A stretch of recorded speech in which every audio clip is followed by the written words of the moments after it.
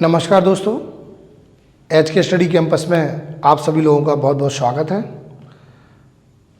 दोस्तों, हमने आप सभी लोगों से वादा किया था कि समीक्षा अधिकारी एवं सहायक समीक्षा अधिकारी का पूरा सिलेबस, पूरी की पूरी तैयारी हम अपने YouTube चैनल पे आप सभी लोगों को फ्री उपलब्ध कराएंगे। तो उसी क्रम में हम अपनी हिंदी का दूसरा वीडियो सर्वनाम लेकर के आप सभी लोगों के सामने उपस्थित हैं।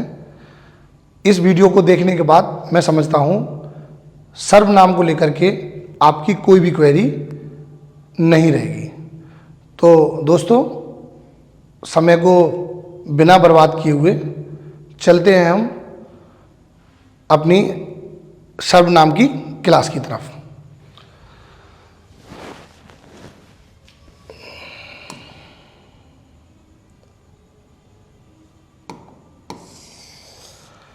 बच्चों, किसी भी चीज़ को, किसी भी सब्जेक्ट को, किसी भी टॉपिक को अगर हम पढ़ रहे हैं तो सबसे पहले हमें उस टॉपिक के विषय में ये पता होना चाहिए कि असल में ये चीज़ है क्या।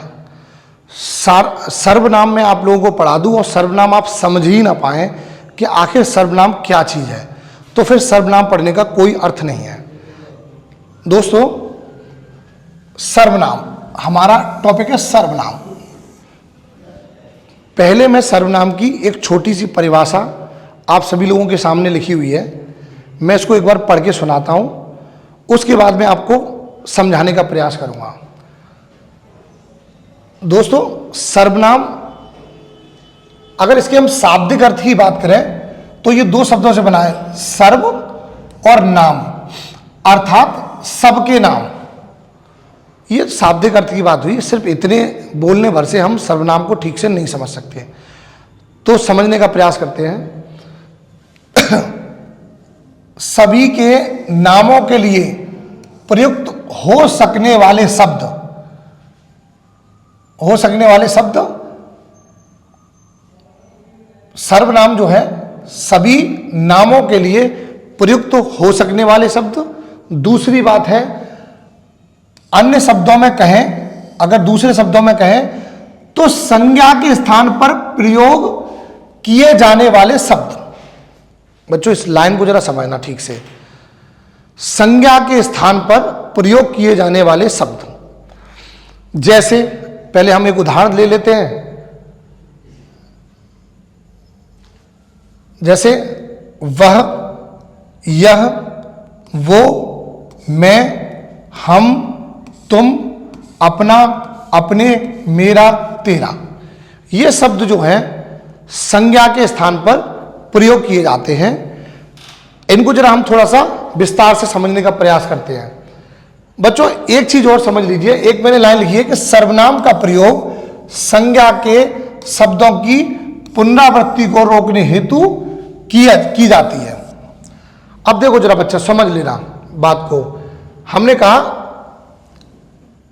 कि संज्ञा के स्थान पर प्रयोग किए जाने वाले शब्द, जैसे अब संज्ञा के स्थान पर प्रयोग किए जा रहे हैं तो कैसे किए जा रहे हैं उस बात को जरा हम समझते हैं। जैसे मैं एक आप सभी लोगों के सामने मैं एक लाइन लिखता हूं, उस लाइन को हम समझते हैं। जैसे मोहन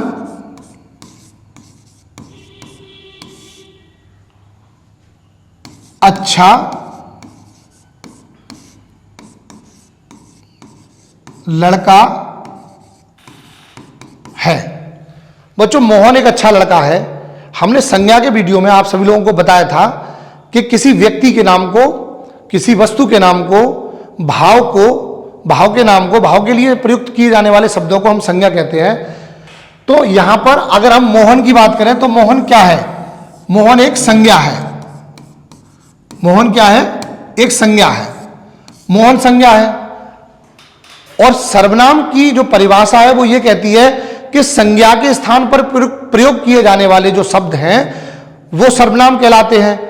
तो अब हमारी संज्ञा ये है, तो अब संज्ञा के स्थान पर प्रयोग किए जाने वाला शब्द, अब जैसे कि ये मोहन है, मैं मोहन को जानता हूं, मोहन अच्छा लड़का है, लेकिन मुझे ये पता है कि एक लड़का है वो अच्छा है, और उसका नाम मोहन है, लेकिन एक दूसरा व्यक्ति है जो कि ये तो जानता है कि मोहन अच्छा लड़का है, लेकिन मोहन का नाम नहीं जानता है, तो वो मोहन को किस तरीके से बताएगा?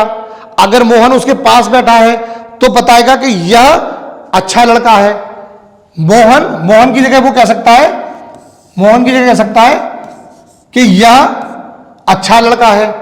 अगर मोहन दूर बैठा है और मोहन के विषय में अगर कोई व्यक्ति, ऐसा व्यक्ति बात कर रहा है जो मोहन का नाम नहीं जानता है, तो वो कहेगा कि वह अच्छा लड़का है। तो बच्चों बात को ठीक से मैं समझता हूं आप बात को ठीक से समझ पा रहे होंगे। संज्ञा के स्थान पर प्रयोग किए जाने वाले शब्द, तो संज्ञा थी हमारी मोहन। अब मोहन का हमें नाम नहीं पता है, यहां पर सेंटेंस है मोहन अच्छा लड़का है, मोहन का हमें नाम नहीं पता है, तो हम मोहन को किस तरीके से अच्छा लड़का बताएंगे? हम बताएंगे वह अच्छा लड़का है, यानी मोहन की तरफ हम इशारा करते हुए बताएंगे वह अच्छा लड़का है। अगर मोहन हमारे करीब बैठा हुआ है तो हम कहेंगे कि यह अच्छा लड़का है। तो बच्चों आप समझ गए होंगे कि संज्ञा के स्थान पर प्रयोग किए जाने वाले शब्द। अब संज्ञा के स्थान पर जो प्रयोग किए जाने वाले जो शब्द होते हैं वो कौन से शब्द होते हैं, वो मैं आप सभी लोगों के सामने लिख चुका हूं। वह है, यह, वो, मैं, हम, तुम, अपना, अपने इत्यादि, ये सारे शब्द जो हैं वो संज्ञा के स्थान पर प्रयोग किए जा सकते हैं। आगे देखते हैं। अच्छा, इसकी आवश्यकता बच्चों क्यों पड़ती है? इसकी आवश्यकता दो वजह से पड़ती है। एक तो भाषा को सुंदर बनाने के लिए, और दूसरी जो आवश्यकता पड़ती है वो किसी शब्द की रिपीटेशन को रोकने के लिए। रिपीटेशन का मतलब है बारंबारता को रोकने के लिए।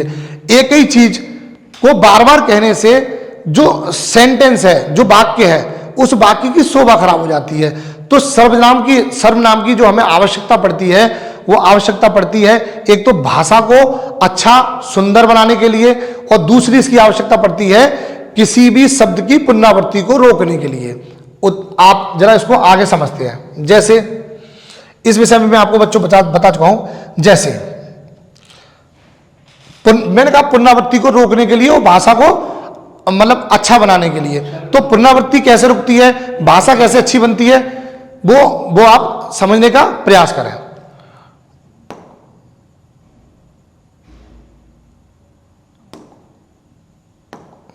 अब देखो बच्चों, मैंने आप लोगों के सामने एक सेंटेंस लिखा है।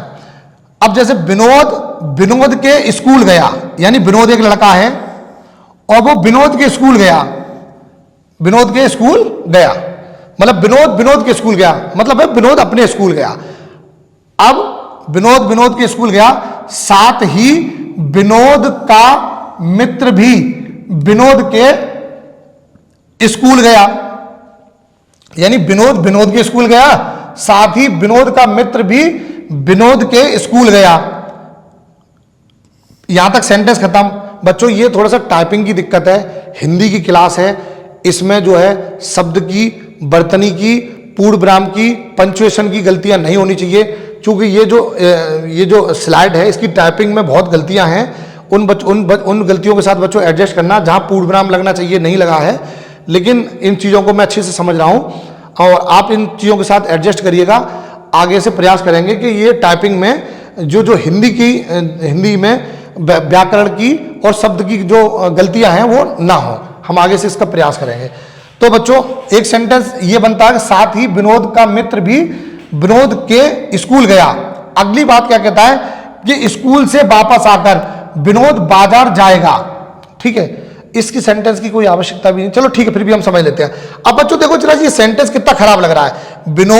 विनोद के स्कूल गया, विनोद के स्कूल गया, कितना खराब लग रहा है। अब इसी सेंटेंस में जब हम सर्वनाम का प्रयोग कर देंगे तो ये अच्छा भी लगने लगेगा, और इसमें जो विनोद की पुनरावृत्ति हो रही है, विनोद देखो यहां भी विनोद हो गया, यहां भी विनोद हो गया।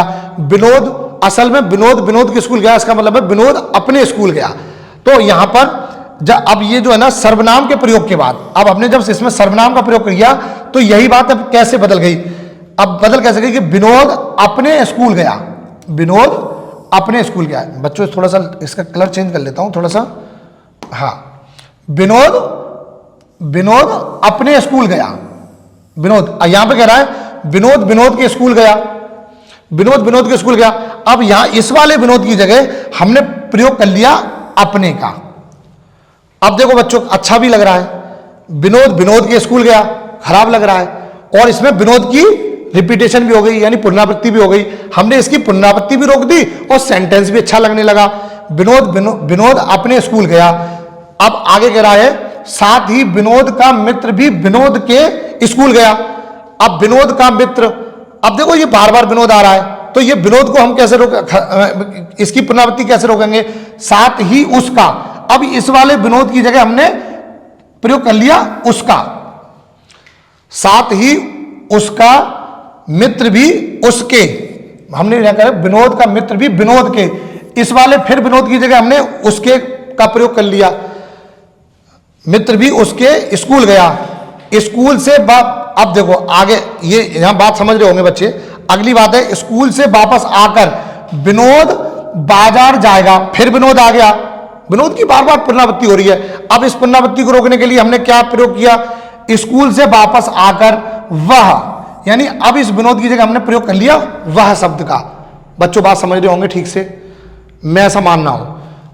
तो स्कूल से वापस आकर वह बाजार जाएगा। वह कौन? विनोद। और यहां पर हमने यहां पे हमने लिखा स्कूल से वापस आकर विनोद बाजार जाएगा। तो विनोद विनोद विनोद विनोद, कितनी बार विनोद हो गया, अच्छा नहीं लग रहा। तो इन सब चीजों को अच्छा करने के लिए, इन शब्दों की पुनरावृत्ति को रोकने के लिए हम सर्वनाम का प्रयोग करते हैं। अब सर्वनाम की क्यों आवश्यकता है आप समझ गए। बच्चों आगे चलते हैं। हिंदी में मूल रूप से 11 सर्वनाम होते हैं। हिंदी में बच्चों मूल रूप से 11 सर्वनाम होते हैं, जो कि आपके सब लोगों के सामने लिखे हुए हैं। एक सेकंड में इनको भी जरा थोड़ा सा बता दे रहा हूं आपको। हिंदी में मूल रूप से 11 सर्वनाम होते हैं। एक तो मैं, मेरे लिए हो गया, सामने वाला व्यक्ति है उसके लिए तू हो गया, या तू कह सकते हैं या आप कह सकते हैं, ठीक है। एक थर्ड पर्सन हो गया, थर्ड पर्सन जिसके विषय में हम बात करेंगे, यह हो गया, वह हो गया, जो हो गया, सो, कौन, क्या, कोई और कुछ। ये बच्चों ये 11 जो है हिंदी में मूल रूप से सर्वनाम होते हैं। इन 11 सर्वनामों के अलावा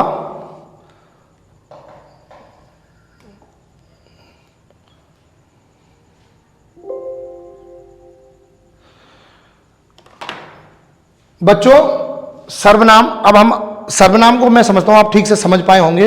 अब हम सर्वनाम को आगे पढ़ते हैं। सर्वनाम के भेद, सर्वनाम के प्रकार। तो बच्चों सर्वनाम के कितने प्रकार होते हैं आप सभी लोगों के सामने लिखा हुआ है, मैं एक बार पढ़ के बता देता हूं। सर्वनाम के भेद बच्चों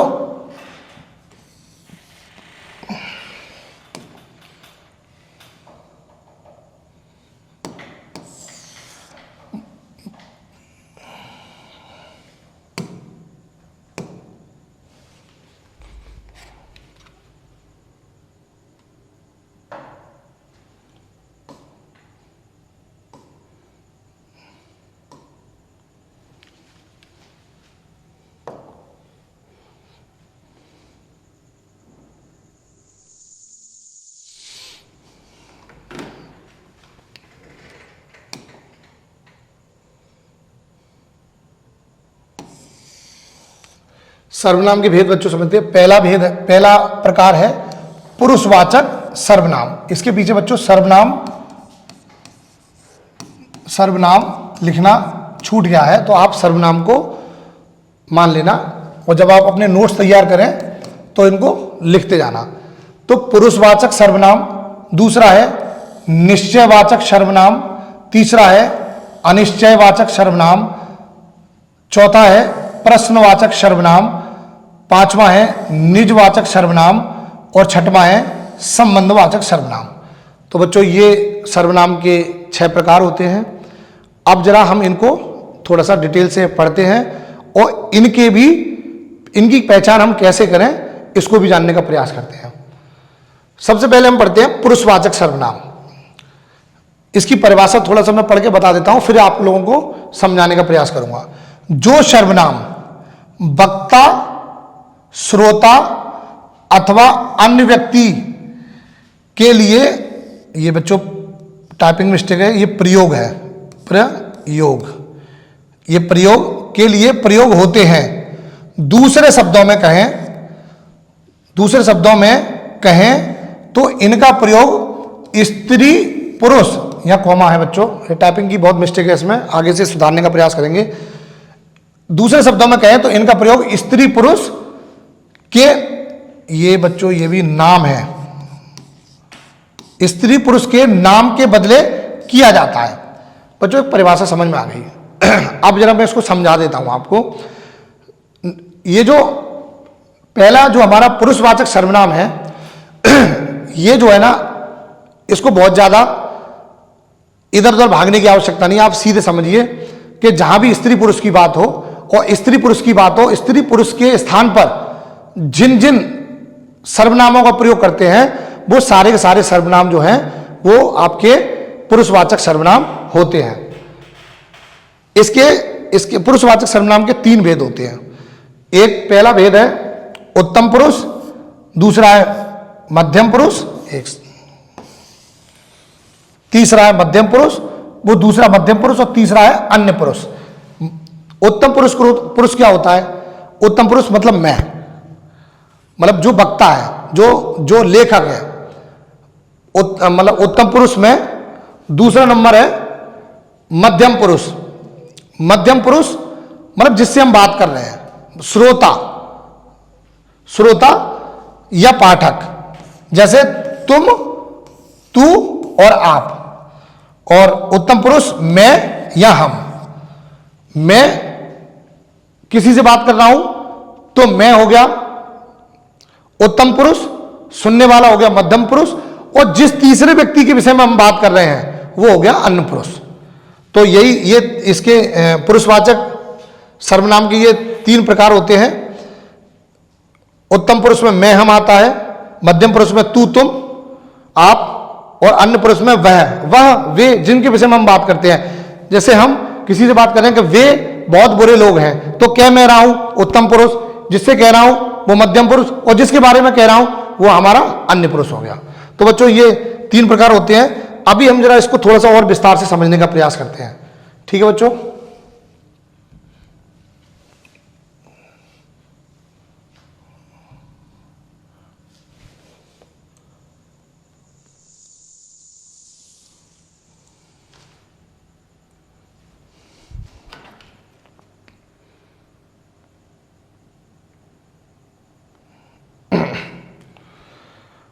तो बच्चों पुरुषवाचक सर्वनाम की बात समझ में आ गया। यानी जहां भी पुरुष के लिए, जो स्त्री या पुरुष के लिए जिन शब्दों का इस्तेमाल किया जाएगा वो सारे के सारे शब्द जो हैं वो हमारे क्या होंगे? पुरुषवाचक सर्वनाम होंगे। स्त्री पुरुष से सीता के लिए, गीता के लिए, रमेश के लिए, महेश के लिए, राम के लिए, इन सब के लिए जो भी, अब इनके लिए क्या शब्द प्रयोग किए जाते हैं? राम को वह कह सकते हैं, मोहन को यह कह सकते हैं। मान के चलो मेरा नाम मनोज है तो मैं अपने आप को मनोज कह सकता हूं। मेरी जगह, मतलब मैं अपने आप को जब अपने बारे में बताऊंगा तो एक तो मैं कह सकता हूं कि मनोज अध्यापक हैं, दूसरा मैं ये कह सकता हूं कि मैं अध्यापक हूं। तो यहां पे मनोज की जगह पे अध्यापक का, मनोज की जगह पे मैं का प्रयोग कर लिया। तो ये जो है ना, अल्टीमेट इन शब्दों का जो प्रयोग हो रहा है वो स्त्री और पुरुष के लिए हो रहा है। तो ये आप आसानी से समझ जाएंगे। अगला बच्चों समझ लेते हैं हम। अगला है बच्चों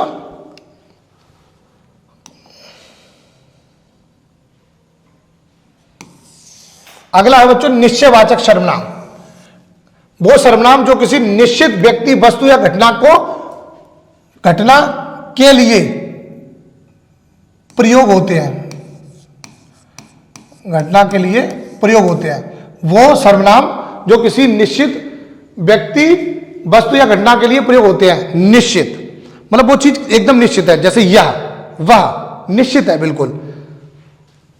और दूसरे शब्दों में हम एक और इसको समझने का कोई तरीका है कि जब कोई वस्तु समीप या दूर की वस्तु को अगर हम डिनोट कर रहे हैं दूरी बताने के लिए या समीपता बताने के लिए, हम जिन सर्वनामों का प्रयोग कर रहे हैं वो सारे के सारे सर्वनाम जो हैं वो क्या होंगे?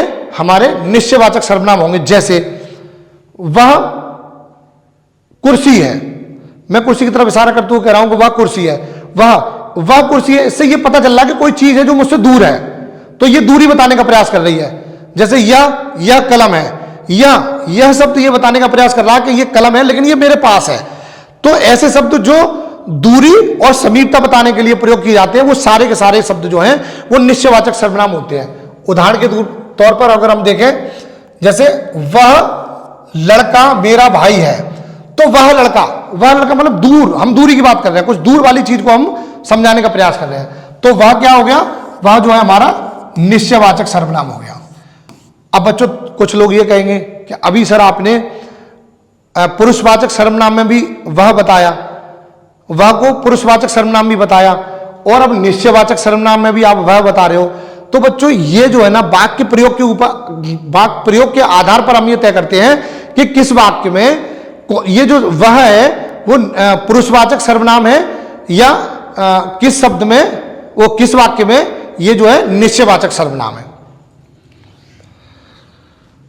जैसे अगर हम वह का प्रयोग अगर हम लड़के के लिए करेंगे तो वो होगा पुरुषवाचक सर्वनाम, लेकिन जब वह का प्रयोग हम कुर्सी के लिए करेंगे तो वो होगा निश्चयवाचक सर्वनाम।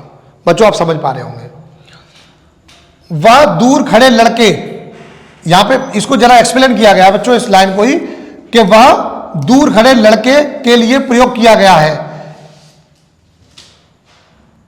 बच्चों इसमें एक और इसमें वाक्य था, जो वाक्य इसमें से हटा दिया गया है। इसको बच्चों अभी काट दो, क्योंकि ये यहाँ पे कोई एक और वाक्य था, उस वाक्य की ये जो है इसने व्याख्या की है। बच्चों तो निश्चयवाचक सर्वनाम आप समझ पा रहे हैं, समीपता और दूरी बताने के लिए हम जिन शब्दों का प्रयोग करते हैं वो शब्द हमारे क्या होते हैं, निश्चयवाचक सर्वनाम होते हैं। अगला है अनिश्चयवाचक सर्वनाम।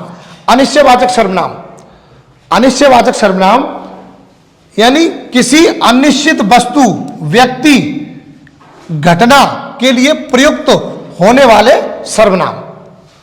किसी अनिश्चित, अनिश्चित का मतलब कोई, जैसे मान के चलिए कि इसको मैं थोड़ा सा कलर चेंज कर लेता हूं बच्चों। जैसे मैं एक उदाहरण लेता हूं इसको समझाने के लिए। अनिश्चयवाचक, अनिश्चयवाचक मतलब जिसका पता ना हो लेकिन है कोई व्यक्ति। जैसे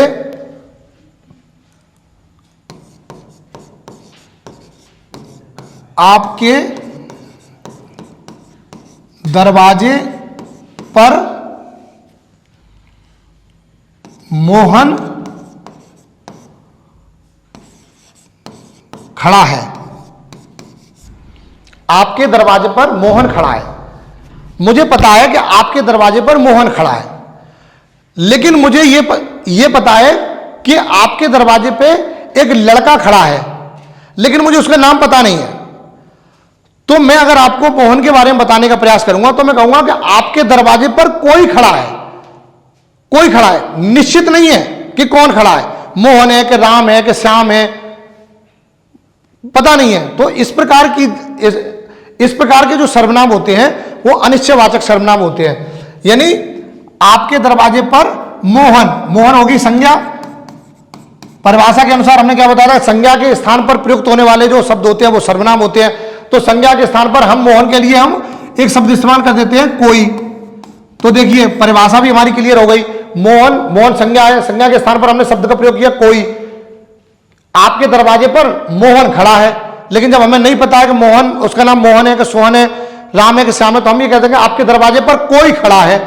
तो ये जो कोई शब्द इस्तेमाल हुआ ये संज्ञा के स्थान पर इस्तेमाल हुआ, तो ये सर्वनाम हो गया। ये शब्द क्या है, सर्वनाम है। लेकिन ये अनिश्चयवाचक सर्वनाम क्यों है, क्योंकि कोई शब्द जो है वो किसी व्यक्ति के बारे में बता रहा है, वो कौन है हमें नहीं पता। बच्चों आप समझ गए होंगे। और इसके लिए अनिश्चयवाचक सर्वनाम के लिए जो प्रयुक्त शब्द हैं वो है कोई, किसी, कुछ। जैसे कुछ का मैं एक प्रयोग, वाक्य प्रयोग करके बताता हूं। जैसे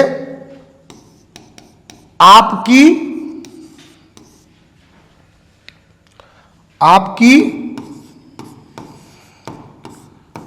जेब में पेन है। आपकी जेब में पेन है।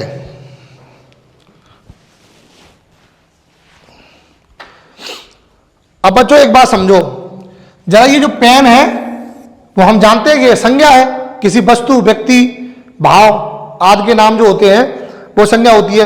तो पेन क्या है? एक संज्ञा है, और संज्ञा के स्थान पर प्रयोग होने वाले जो शब्द होते हैं वो सर्वनाम होते हैं। अब इस पेन की जगह मैं एक शब्द इस्तेमाल करूंगा, वो शब्द जो है इसको सर्वनाम भी बताएगा, बना देगा, और इसको अनिश्चयवाचक सर्वनाम भी बताएगा।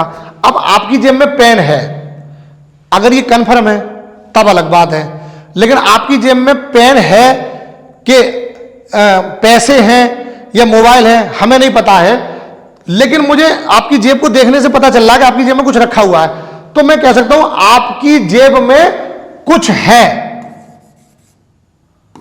आपकी जेब में कुछ है,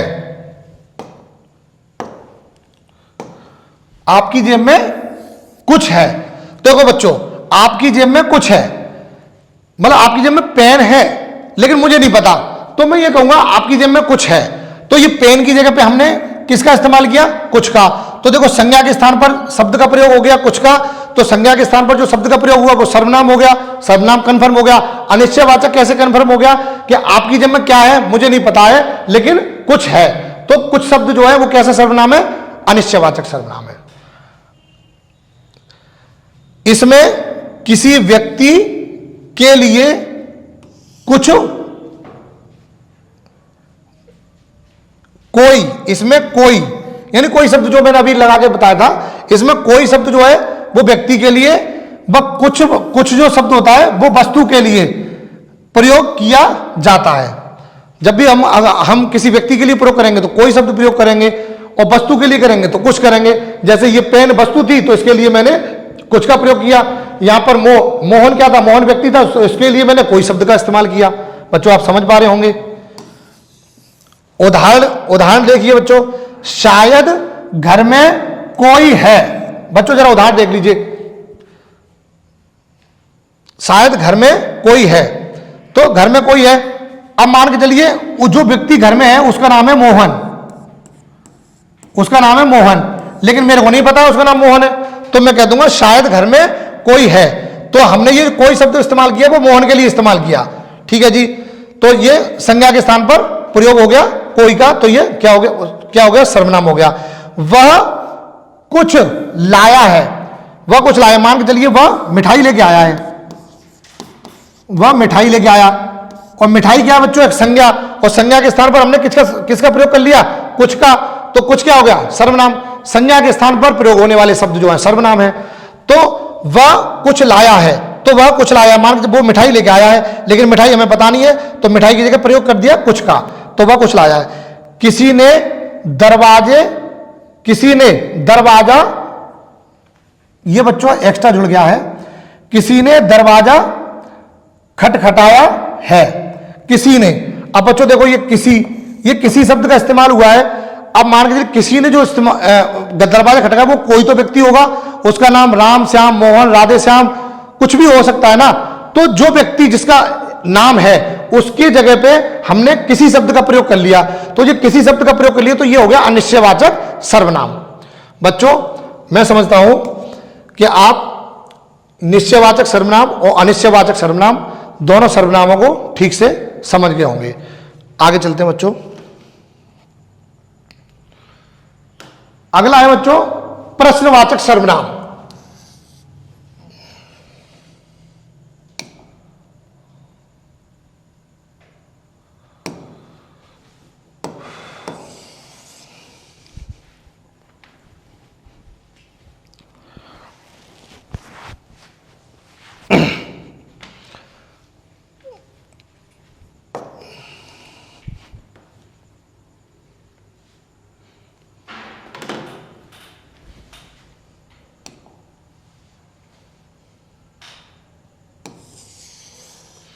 अगला बच्चों प्रश्नवाचक सर्वनाम।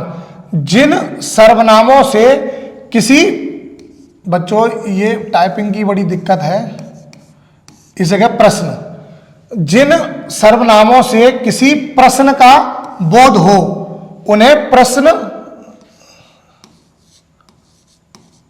उन्हें प्रश्नवाचक सर्वनाम कहते हैं। बच्चों ऐसे शब्द जो संज्ञा के स्थान पर प्रयोग किए गए हों लेकिन वो प्रश्न पैदा कर रहे हों।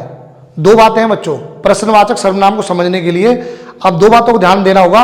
एक तो वो संज्ञा के स्थान पर प्रयोग हो रहे हों और दूसरा उनसे कोई प्रश्न पैदा हो रहा हो। ऐसे शब्द जो होंगे वो हमारे प्रश्नवाचक सर्वनाम होंगे। समझ लेते हैं हम जरा कैसे।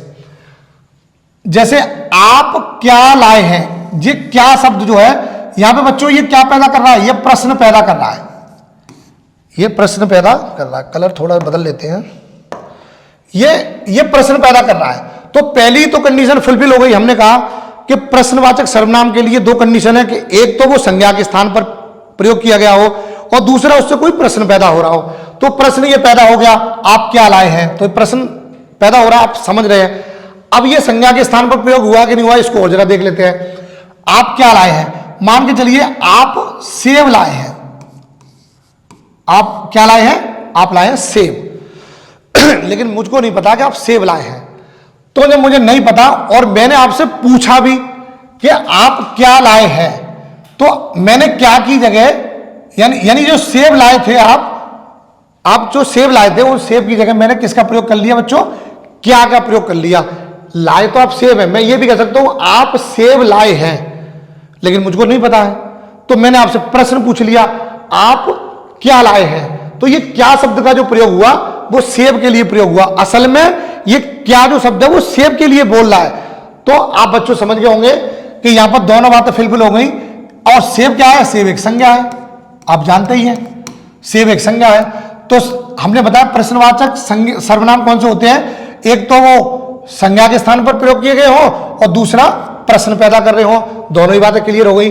दरवाजे पर कौन है, दरवाजे पर कौन है। बच्चों यहां पर भी प्रश्न पैदा हो रहा है।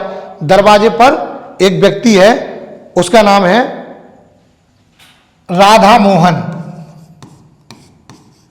राधा मोहन असल में तो इस सेंटेंस का मतलब है दरवाजे पर राधा मोहन है।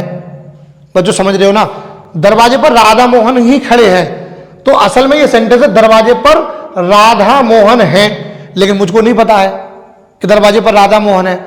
तो हमने पूछ लिया और हम बता नहीं रहे, हम प्रश्न कर रहे हैं।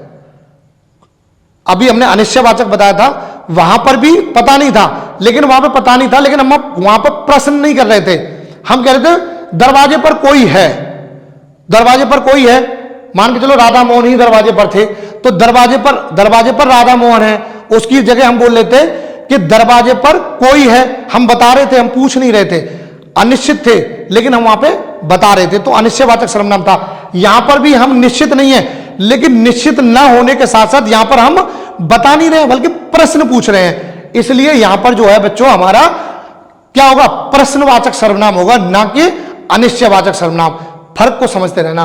कोई दिक्कत आए तो कमेंट मुझे करना, मैं आपको बाद में भी बता दूंगा। तो यहां पर क्या है, दरवाजे पर राधा मोहन है, तो राधा मोहन की जगह हमने क्या बोल दिया, दरवाजे पर कौन है, क्योंकि हमें नहीं पता कि दरवाजे पर राधा मोहन है। अगला है यह आम कैसा है।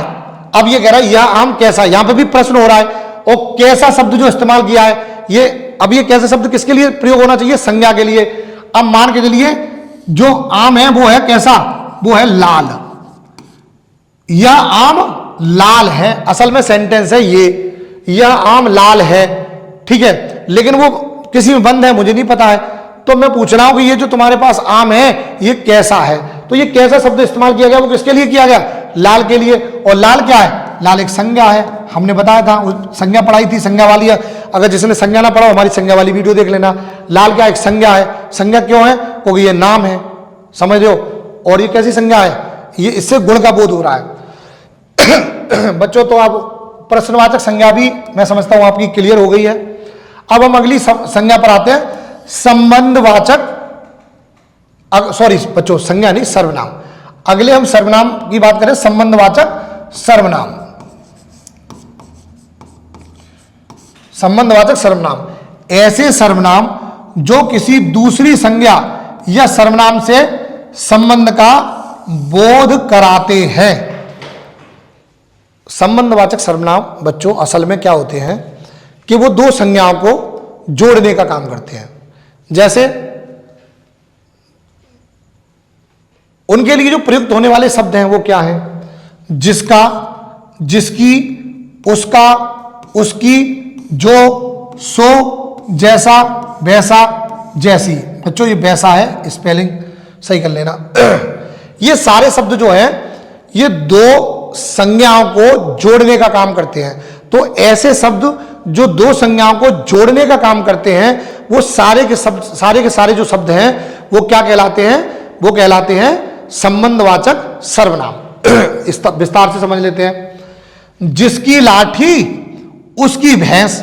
अब यहां पर देखो, एक तो जिसकी शब्द प्रयोग हुआ, यहां पर उसकी प्रयोग हुआ, और यहां मैंने लिखा है ये जिसकी उसकी। अब बच्चों देखो, इन्होंने लाठी और भैंस, इन दोनों के बीच में, लाठी और भैंस के बीच में संबंध किसने स्थापित किया? उसकी ने और जिसकी ने। अगर उसकी जिसकी हटा दे तो संबंध इसमें स्थापित नहीं होगा। लेकिन अब प्रश्न ये होता है कि संबंध तो इन्होंने बता दिया, लेकिन सर्वनाम वो होते हैं जो संज्ञा के स्थान पर प्रयोग होते हैं। तो ये कहां संज्ञा के स्थान पर प्रयोग हुए हैं? हम ये मान लेते हैं जिसकी लाठी, लाठी है, मान के चलो एक व्यक्ति है, उसका नाम है दारा सिंह। दारा सिंह, दारा सिंह, दारा सिंह के लिए शब्द का प्रयोग हुआ है जिसकी। मतलब ये जो लाठी है असल में ये दारा सिंह की लाठी है। दारा सिंह की लाठी में इतना जोर है कि वो कुछ भी कर लेगा। तो असल में जिसकी लाठी, अब जिसकी की जगह हम कहते हैं दारा सिंह की लाठी, दारा सिंह की भैंस। दारा सिंह की लाठी और दारा सिंह की भैंस, मतलब दारा सिंह की लाठी में इतनी दम है कि वो भैंस को हाँक के ले जाएगा। तो ये जो जिसकी शब्द का प्रयोग किया गया ये भी किसी व्यक्ति के लिए प्रयोग किया गया है, और हम वो मान लेते हैं वो व्यक्ति है दारा सिंह। तो इस सेंटेंस को हम ऐसा कर सकते हैं कि दारा सिंह की लाठी और दारा सिंह की भैंस। बच्चों समझ रहे होगे आप? दारा सिंह की लाठी, दारा सिंह की भैंस, और दारा सिंह की जगह नाम नहीं लिया और यहां पे लिख दिया जिसकी लाठी उसकी भैंस। तो बच्चों इसमें दोनों बातें क्लियर हो गई। एक तो इसने संबंध बनाया तो संबंधवाचक हो गया, और सर्वनाम क्यों है? क्योंकि दारा सिंह की जगह प्रयोग किया गया। सर्वनाम की परिभाषा आप पहले ही समझ चुके हैं कि जो संज्ञा के स्थान पर प्रयोग किया जाता है वो सर्वनाम होता है। अगला बच्चों है, अगला है निजवाचक सर्वनाम। ये बच्चों शायद आखिरी है, हाँ बच्चों आखिरी है निजवाचक सर्वनाम। अब हम जरा बच्चों निजवाचक सर्वनाम को भी समझ लेते हैं।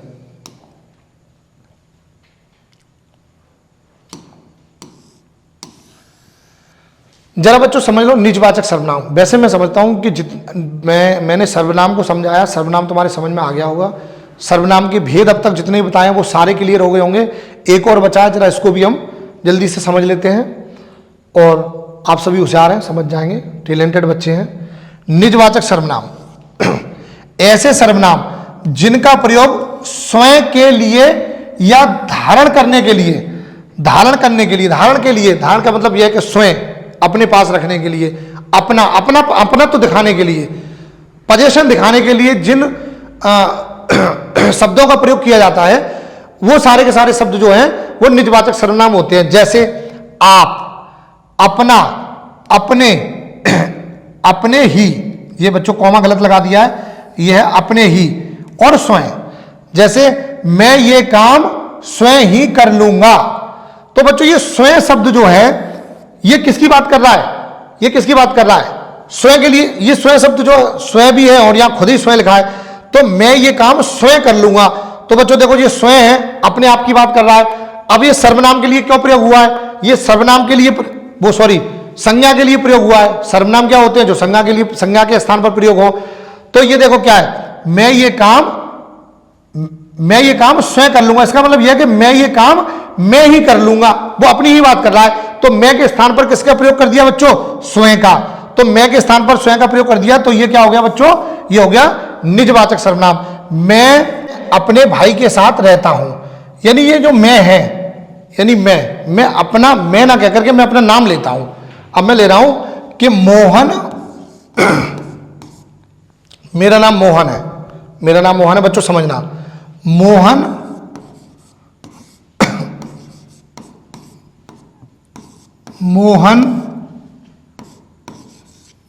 के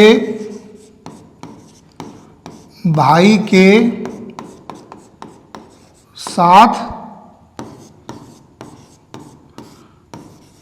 रहता है।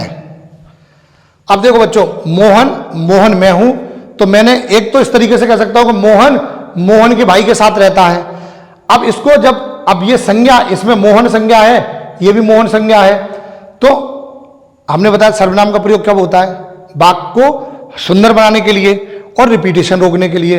तो रिपीटेशन रोकते देखो यहां भी मोहन आ गया, यहां भी मोहन आ गया। आप सर्वनाम का प्रयोग करेंगे, रिपीटेशन रुक जाएगा और वाक्य भी सुंदर हो जाएगा। अब मोहन ये मैं अपने लिए प्रयोग कर रहा हूं, तो हमने मोहन की जगह लिख दिया मैं। मैं। अब मोहन कौन है? मैं ही हूं ना, तो मोहन के की जगह लिख दूंगा मेरे भाई।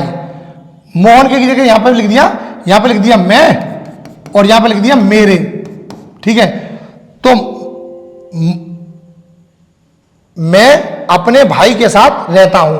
तो देखो यहां पे जो मैं है वो मोहन के लिए प्रयोग हो गया, और अपने ये भी मोहन के लिए प्रयोग हो गया। तो बच्चों देखो, अपने जो है एक तो अपनत्व की बात कर रहा है, स्वयं की बात कर रहा है, पोजीशन की बात कर रहा है, धारणा की बात कर रहा है, तो इसलिए ये निजवाचक हो गया।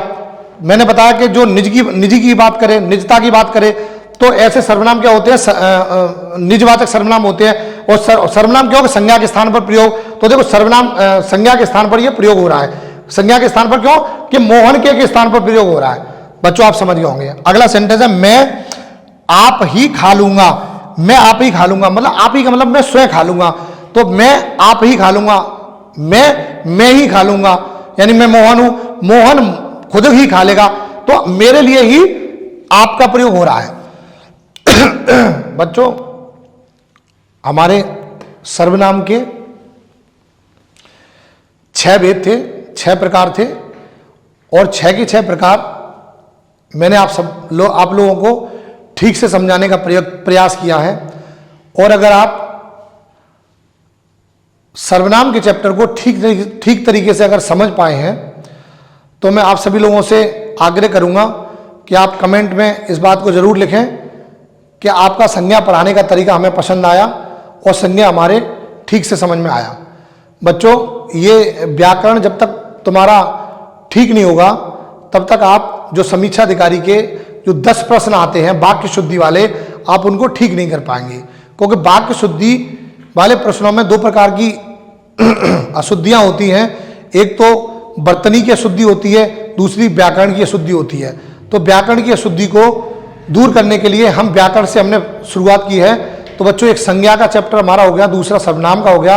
आगे अगला जो चैप्टर है वो हम निरंतर एक दिन के गैप में हम आपको प्रस्तुत करते रहेंगे, आप लोगों के सामने उपलब्ध कराते रहेंगे। और हमारे साथ ही हमारा जो जीएस का कंटेंट है वो भी आप लोगों के सामने उपलब्ध होना शुरू हो गया है।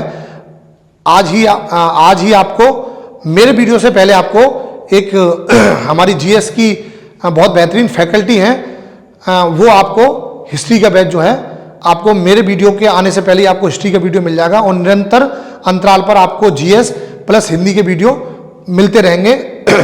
दोस्तों इसी के साथ ही मैं आप सभी लोगों से विदा लेता हूं। धन्यवाद, नमस्कार।